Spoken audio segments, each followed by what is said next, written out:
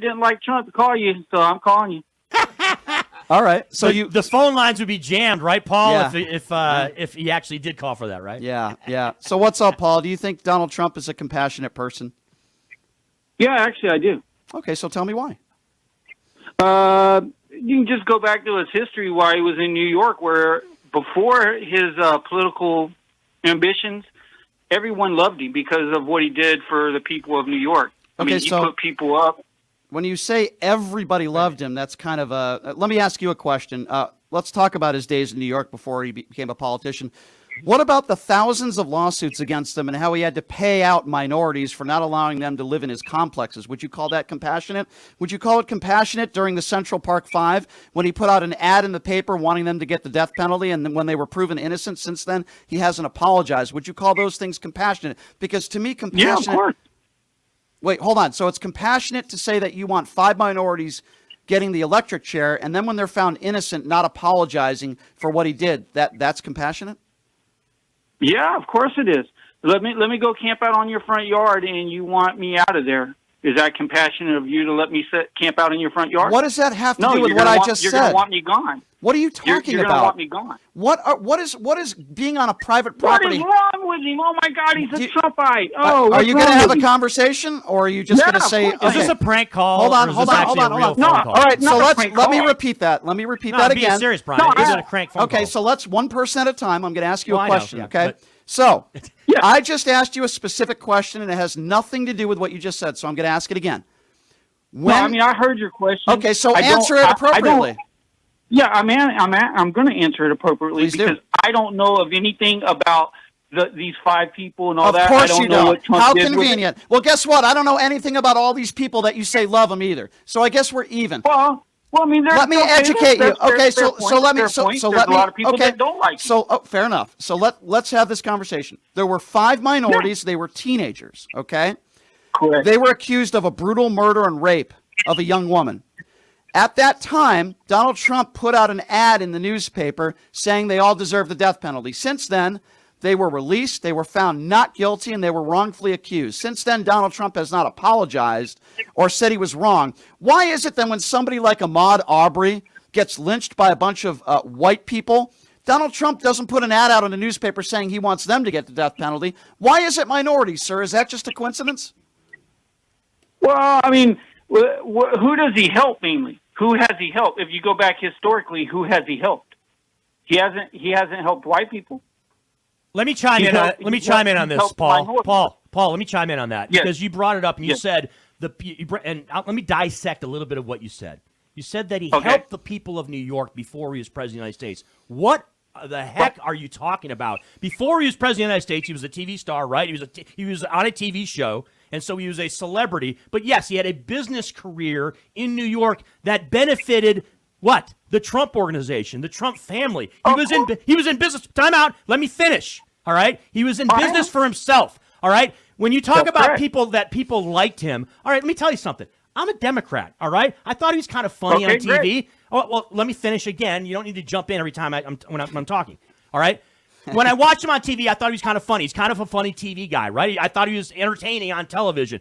I also am someone who is in my 5th decade, so I remember Donald Trump when it was the 80s and the 90s, and Donald Trump was he was kind of a pop icon because he was a symbol of success in New York City. Didn't really reflect the reality of his situation as far as him as a business person. He's not somebody that you hold up in the business community and say, "Oh, let's be like Donald Trump." That's not the case. But yes, he was a pop icon symbol of success. So I don't know what you're talking about when you say he helped the people of New York and that he was somehow beneficial. Well, let's let Paul answer. It doesn't make any sense. Go ahead, Paul. Yeah. Go ahead, Paul.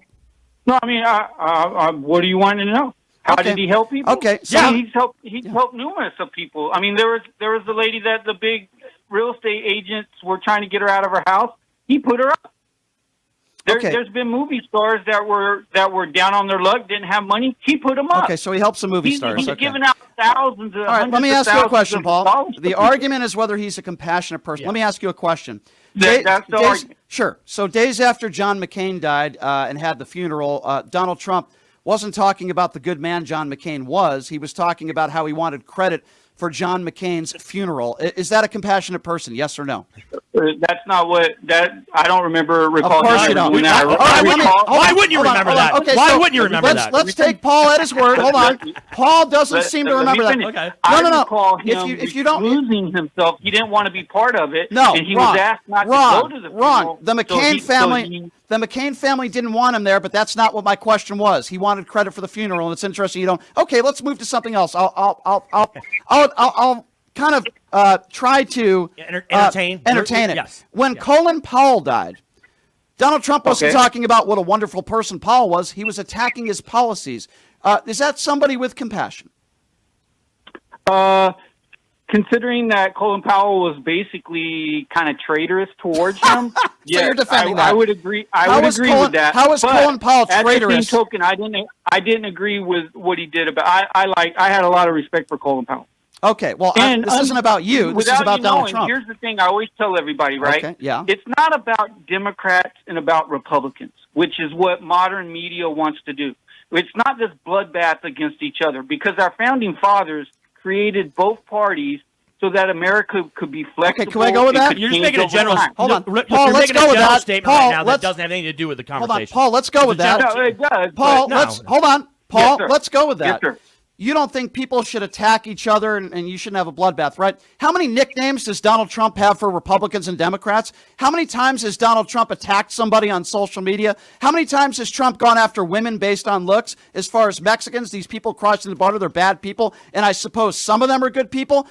Going after women, going after Ted Cruz's wife based on looks. If you don't want a bloodbath, then why would you support Donald Trump, who attacks every single person that disagrees with him? You're contradicting yourself. I'm not contradicting myself. I look at the totality of everything. I mean, nobody. Yes, you are. We're not talking about the totality of everything. We're talking about Donald Trump, and you won't admit the fact that he is absolutely divisive. You won't let me talk, bro. You won't let me talk. Well, you keep changing the subject. Okay. I'm not changing the subject. I'm sitting here saying everybody has faults. He's not a perfect man. Has he been a perfect man his whole 76 years, 74, whatever? Nobody's saying he's perfect. Nobody's saying he's perfect. Okay. Why are you bringing that up? You're trying to pull stuff back from 20, 30 years ago. Oh, yeah. Crazy that we would. Hold on. One person at a time. Paul, what you just said is Paul. You're going to stop now. Paul, you just said something that is not factually accurate. I am not bringing up everything that is 20 or 30 years ago. Not everything. Hold on. I brought up a number of things that he's done in the last 4 or 5 years as president. So what you're saying is not factually accurate. Yes, the Central Park 5 was many years ago. I am talking about the statements about saying, how about this? I won the election in a landslide. Joe Biden cheated. What about January 6th? Did that happen 30 years ago? No, that happened within the last 5 years. What do you think about that when he was sitting in his ass in his chair, watching January 6th on TV for 5 hours, not willing to put out any type of video? What do you make about him lying till today and saying that he won the election in a landslide? Do you have a problem with that? No, I don't, because I live in Georgia, and I do believe it was a farce here in Georgia. You believe you're wrong, then. Where are you getting? And where are you getting that? You're wrong. I'm not wrong. And where are you getting that? Okay, so let's go with something called a fact. Yes. That was certified in the state of Georgia. Donald Trump had 62 chances in a courtroom to prove that that was not a legitimate election. No proof of that. No evidence of widespread voter fraud. I guess if you believe the earth is flat, you're entitled to your opinions, but it doesn't make it right. Where is your direct evidence that Donald Trump won the 2020 election, sir? Hear it. Let's hear it. Now, WSB. I'm sorry? WSB. Go back and look at all it's the TV videos station and all that. in Atlanta, right? WSB? Yes, it is. Okay, so I asked you for direct evidence, and your only response is a TV station? All right, listen, Paul.